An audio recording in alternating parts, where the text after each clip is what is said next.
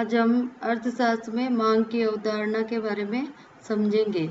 इसमें मांग की अवधारणा में मांग शब्द आ रहा है। तो मांग का अर्थ यहाँ पे किसी वस्तु की अगर किसी उपभोक्ता को आवश्यकता होती है तो वो बाजार में उस वस्तु को ढूंढने लगता है। तो ये एक तरह से किसी वस्तु को ढूंढना या सर्च करना ही मांग होता है। तो अब हम इसमें ये पढ़ेंगे कि कैसे कैसे किसी वस्तु की हमें आवश्यकता पड़ती है और उसके बाद उसकी कीमत के अनुसार हम मांग करते हैं। और जैसे अधिक कीमत होती है तो वस्तु की मांग कम होती है। तो इस तरीके से जो मांग है वो किन किन कारकों से प्रभावित होती है, इसके बारे में पढ़ेंगे। इसके अलावा एक व्यक्तिगत मांग के बारे में भी पढ़ेंगे और एक बाजार मांग के बारे में भी पढ़ेंगे। तो सबसे पहले ये है कि इसमें शुरुआत में बता रखा है कि कभी हम विचार करते हैं कि हमारी वस्तुओं की कीमत कैसे निर्धारित होती है। और जैसे कभी अब दिमाग में आता है कि भाई कीमत कैसे निर्धारित होती है और समय के साथ हमारी इच्छा और आवश्यकताओं में क्यों और कैसे परिवर्तन आता है। कभी कभी तो हमको किसी वस्तु की बहुत आवश्यकता हो जाती है, कभी उस वस्तु को हम छोड़ देते हैं। तो ये सब किन कारणों से होता है। तो इस अध्याय का उद्देश्य अर्थ प्रणाली का आधार स्तंभ जो कि मांग है उसका अर्थ समझाना है और इसको प्रभावित करने वाले घटक और इसमें होने वाले परिवर्तन को समझाना है। अब इसके अलावा व्यक्तिगत और बाजार दोनों स्तर पर जो मांग की अवधारणा है उसके बारे में भी हमें समझाया जाएगा। अब सबसे पहले है मांग। तो अब मांग किस किस चीज पर निर्भर है। सबसे पहले मांग के लिए ये होना चाहिए कि उपभोक्ता को आवश्यकता है या नहीं है। यानी सबसे पहले ये होगा कि किसी भी व्यक्ति की इच्छा या आवश्यकता पे निर्भर करेगी।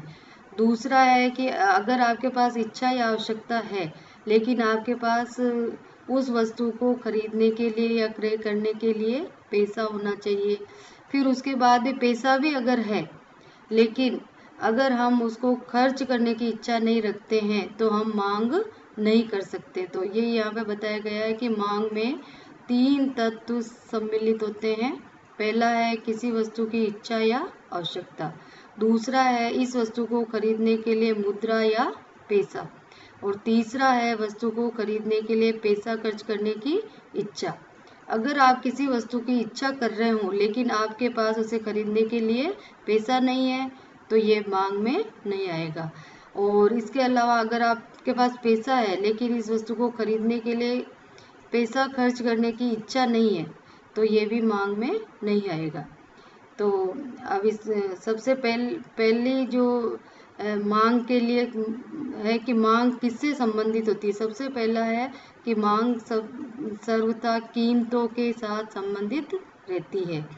अगर किसी वस्तु की कीमत कम है तो उसकी मांग बाजार में अधिक होगी और अगर किसी वस्तु की कीमत अधिक है तो उसकी मांग कम होती जाएगी।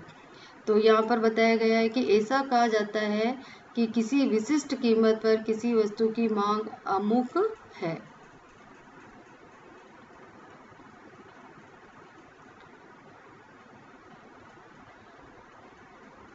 अब कीमत क्या है। तो कीमत मांग प्रति इकाई समय से है। मतलब मांग की किसी समय में मांग की कितनी इकाइयों की आवश्यकता है तो वो किससे संबंधित हो गया, कीमत से।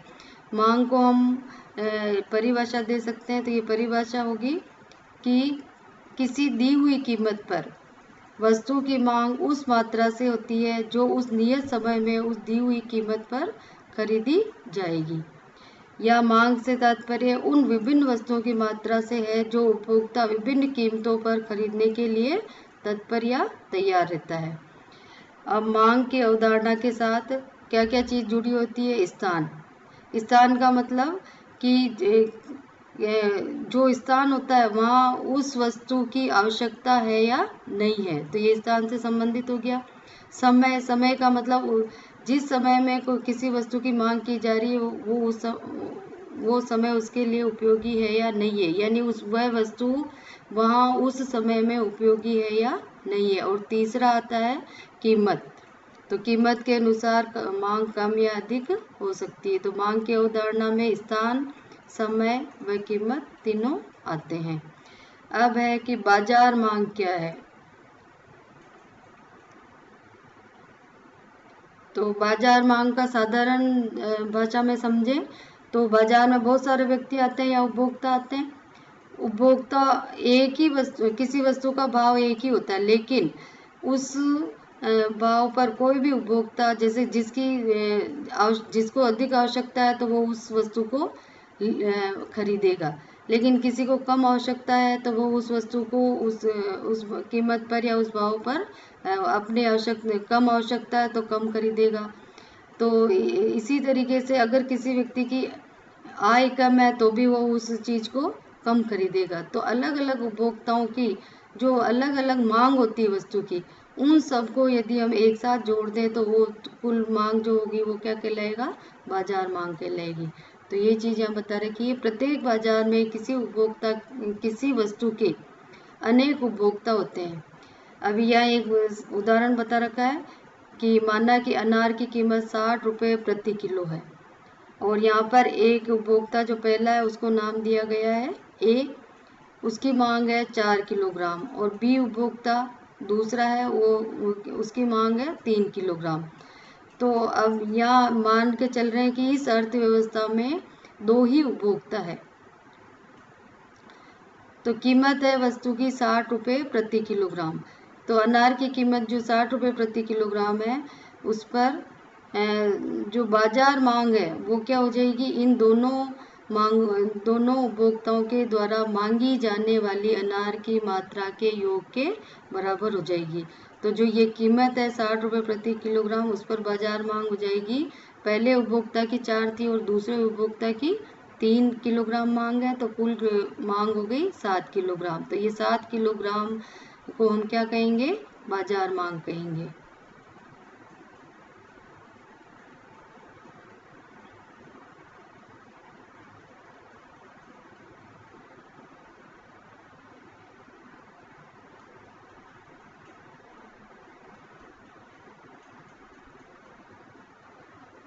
अब बाजार मांग क्या है, किसी दी हुई कीमत पर समस्त उपभोक्ताओं द्वारा मांगी जाने वाली वस्तु की मात्राओं का योग क्या कहलाता है, बाजार मांग कहलाता है।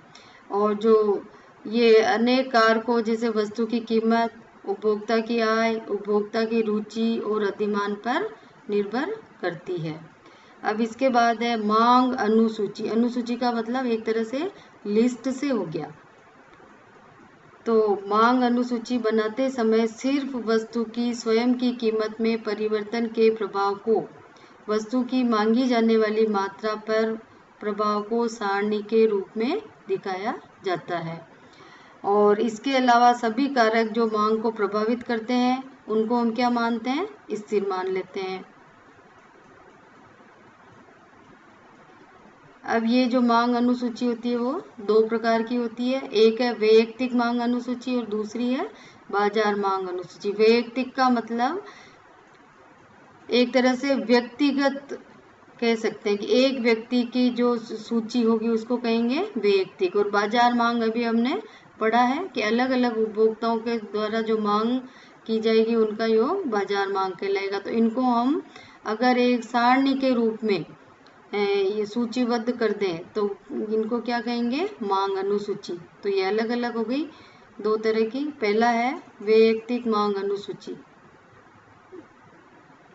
किसी एक निश्चित समय में एक व्यक्तिगत उपभोक्ता द्वारा विभिन्न कीमतों पर मांगी जाने वाली वस्तु की मात्रा को अगर हम सारणी के रूप में प्रकट करें तो वैयक्तिक मांग अनुसूची प्राप्त होती है।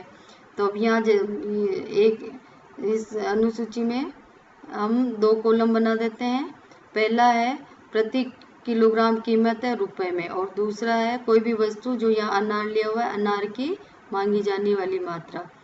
तो ये 25 रुपये प्रति किलोग्राम जब कीमत है तो अनार की मात्रा है 1000 किलोग्राम, और कीमत 50 रुपये प्रति किलोग्राम होने पर मात्रा कम होकर के 750 ग्राम हो गई। फिर कीमत बढ़ी है 75 रुपये प्रति किलोग्राम, तो उस समय मांग हो गई 500 ग्राम ही। उसके बाद 100 रुपये प्रति किलोग्राम अगर कीमत है तो अनार की मांग हो गई 250 ग्राम।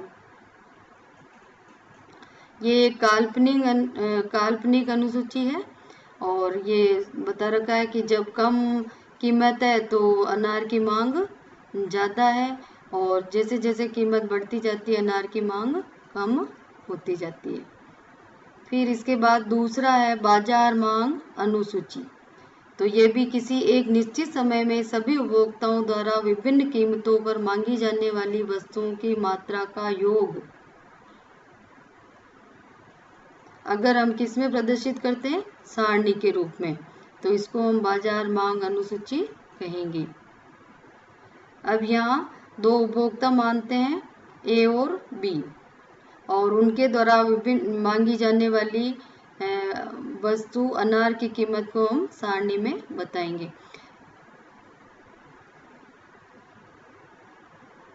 बाजार मांग क्या हो जाएगा, दोनों उपभोक्ताओं द्वारा विभिन्न कीमतों पर मांगी जाने वाली अनार की मात्रा का योग हो जाएगा।